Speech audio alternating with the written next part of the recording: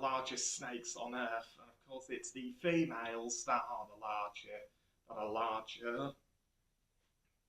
But of course, quite often, if you find a group of males and they can get to be no more than probably 2 meters, quite often, if there's a cluster of males together, it's called a breeding ball, where it's basically the males will all follow the scent of a female and gather around her to try and get the right to breed with her. And like all snakes, they have a forked tongue which can pick up all different kinds of senses of smell and taste from the air and process them. And one way that the anaconda has of defending itself is when it's handled is to release a whole bunch of sticky white paste out of its rear end, which smells absolutely horrendous. And I've actually helped a friend handle a green anaconda before, and it got all over both our shirts, and we just had to throw them away because there was absolutely no way we were getting rid of the smell. I'm telling you, it was foul. It made my eyes burn. Another interesting thing about the green anaconda is that, unlike other snakes that lay eggs, the anaconda will actually give birth to live young, which is actually quite impressive for a snake. And of course, also what they feed on, like anacondas that will feed, well, the green anaconda will feed on fish, small mammals, large water birds, baby to adult capybara, or even a deer. In fact, they will. Of course, as you can probably see here, that there's someone handling an anaconda. Well, with all that solid muscle, but of course, what you need to do when handling an anaconda is get behind the head, because once you have control of the head, you get control of the snake. And it takes a firm grip to restrain an anaconda, but with all that solid muscle, it doesn't hurt them even a little, and these animals are strong enough to constrict crocodiles to death. But you kind of get wound into a serpent straitjacket, in a way. The green anaconda is also one of the most legendary snakes in the world. In fact, I think it was actually the snake that J.K. Rowling, who wrote the Harry Potter books, based the basilisk, the beast of Salazar Slytherin, and on. But also, there's actually a tribe in Colombia in the rainforest there that actually hold a special relationship with the anaconda, because they see the anaconda as their reincarnated ancestors, and they don't harm it at all, but they do handle it, and it's sort of a way of proving that you're one of the tribe and that it's your test of adulthood. So there are people in South America that have a very good relationship with the anaconda. And here is its range. Because somewhere around here in Colombia is the tribe that I talked about. The next animal I'm going to show you is probably the largest ranging land carnivore in all the Americas. It is the puma. Now, the puma goes by many different names as well. Not just the puma, but also the cougar, the mountain lion, the panther, and even mountain screamer. But they are the largest ranging land predator in the Americas. They're found in North, Central and South America. But these pumas are found in the Andes mountain range, which is the longest mountain range on Earth. The pumas in the Andes are a vital part of the mountain ecosystem, but until recently their behaviour was little studied. Of course, before, scientists were quite sure they knew what the pumas did during the day. They sleep, but what a puma did at night was a different story. In fact, like all members of the cat family, pumas do much of their hunting at night. And of course, especially in the Andes, they hunt at night because it gives them the advantage of hunting probably the continent's most challenging prey, this guanajo. Now, guanajo are a relative of the camel, as well as the continent's most challenging prey, because they stand just 2 meters tall, are 3 times the weight of an adult puma, and they are constantly alert because they live in large herds and they're constantly on the lookout for predators, so almost impossible to catch during the day. Because as soon as they see a puma, they give a loud whinnying call, and then that sets the whole herd on alert. But at night time, the tables are turned.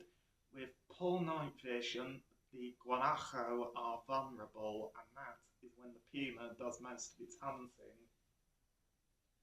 Because what the puma has to do is it has to get to within probably no more than 4 or 5 meters of a guanajo before, or it lunges at it and it will jump on its prey's back, and it will tackle the guanajo to the ground, and then it will have to go for the throat and try to suffocate its prey. And that can be quite dangerous because a thrashing guanajo could throw a puma off, and a well-placed hoof could deliver a fatal kick. Of course, the pumas in the Andes, they are the top predators of the Andes, and a lot of the time, because in the Torres del Paine National Park in Patagonia, which is said to be the best place in the world to see pumas, you quite often see pumas walking alongside the roads or along the valleys, and if they're not alone, that quite often means it's a mother with cubs, because a female puma will have usually 3 or 5 cubs in a year, and she'll raise them until they're about 2 years old, and of course she has to provide them with food as well as teach them how to hunt and protect them from any threats, which can sometimes be other pumas.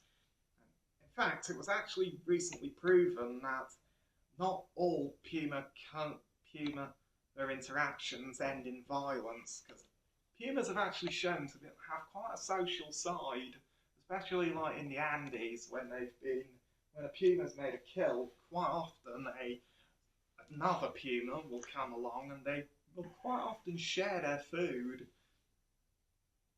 And of course, once a puma's usually when a puma has made a kill from a guanajo, if it's alone, then it will not be able to eat an animal of that size in one go.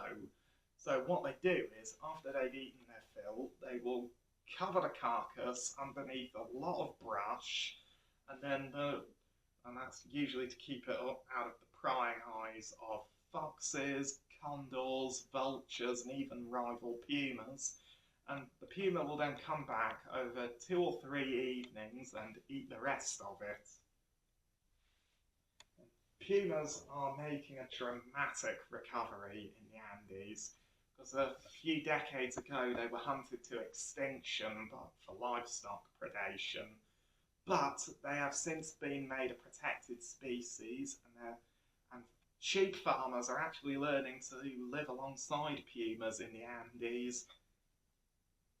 One of the ways they do that is by having special sheepdogs live with the flocks out there, and so they're able to keep the pumas away. But also, another thing about pumas is that they're probably around about the same size and weight as a fully grown human, but we would be no match for them in a fight. And it's always important to realise that pumas have occasionally been known to be man-eaters, but a lot of the time that's usually when they haven't eaten for several days, which is when they're at their most dangerous. And if you're lucky, you see a puma, you don't hear it coming. And of course, if it wanted to, a puma is more than capable of killing a fully grown man. So it's always very important that you don't run and that you stay calm and stand your ground. because if you panic, then the puma will think you're prey and it will attack you. So that's always wise to keep in the back of your mind. But also, because night time is when the pumas are most active, because that's when they go out looking for food, and it's always a good time to go looking for them around sunset. Also, like all members of the cat family, they do hunt mostly at night, and they have a reflective layer of cells at the back of their eyes that enhance their night vision and give them the advantage of night vision, which is 6 times more powerful than ours. But also, another thing about puma eyes is that they glow in torchlight. They actually have a bright green eye shine, which is very, very cool.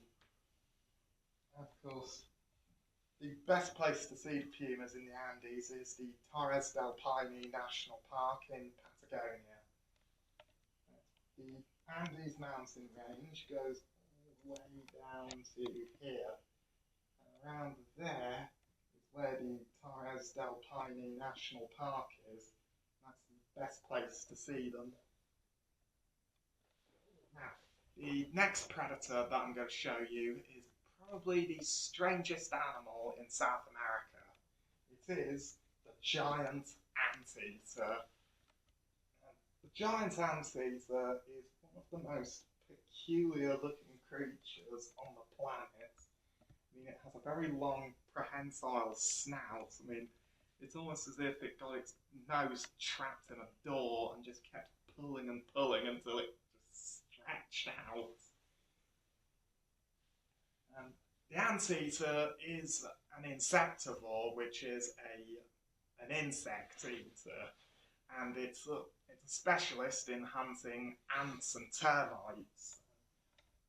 And of course, it hunts termites by getting into their mounds, which are made up of mud and termite saliva, and they set hard as concrete. So getting into a termite mound is a little bit like trying to break into a bank. But the anteater is very well equipped for that. Although they don't have very good vision, they also have a very keen sense of hearing, but a phenomenal sense of smell.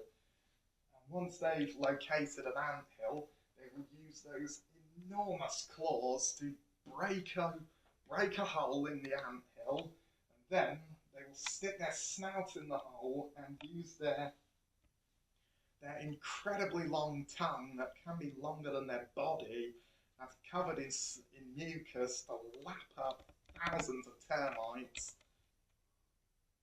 But the anteater has actually a very nifty trick to hunting, to feeding on termites and ants, because just before the fearsome soldiers start biting and attacking, the anteater just shrundles off towards another termite mound, because they spend a short period of time feeding at a different termite mound. And of course, where anteaters in South America, a lot of the time, in many places, they come out during the day, but in places like the Pantanal, which is the largest wetland on Earth, anteaters have been seen coming out at night to escape the relentless heat of the day. In fact, that big bushy tail there can actually be used as a parasol to cover the anteater during the day, because where they tend to live out in the savannah, there's rarely any shade, and so they can use their tail for shade.